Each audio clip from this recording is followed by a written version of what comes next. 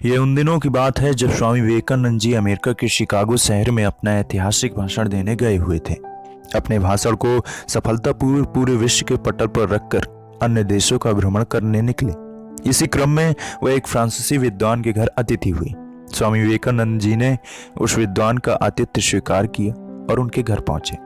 स्वामी जी का स्वागत घर में सम्मानजनक हुआ। स्वामी जी की रुचि अनुसार भोजन की व्यवस्था थी। विदेश में इस प्रकार का भोजन मिलना उन दिनों सौभाग्य की बात थी।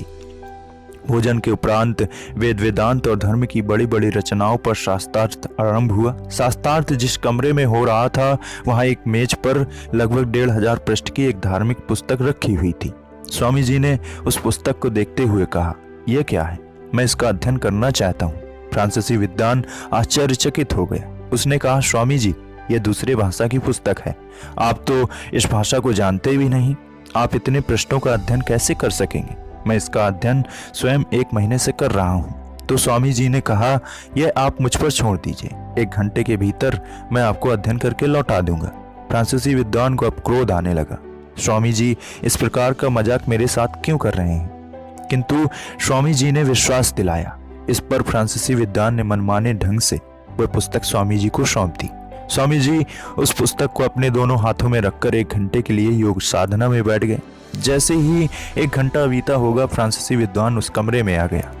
स्वामी जी, क्या आपने पुस्तक का अध्ययन कर लिया? हाँ, अवश्य।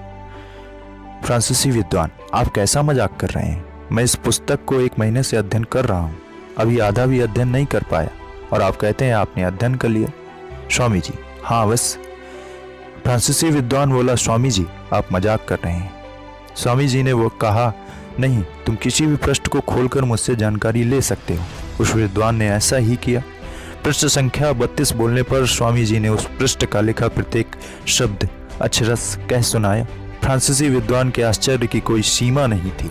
वह स्वामी जी के चरणों में गिर गया। उस विद्वान ने स्वामी जी जैसा व्यक्ति आज से पूर्व नहीं देखा था। उसे यकीन हो गया, यह कोई साधारण व्यक्ति नहीं है।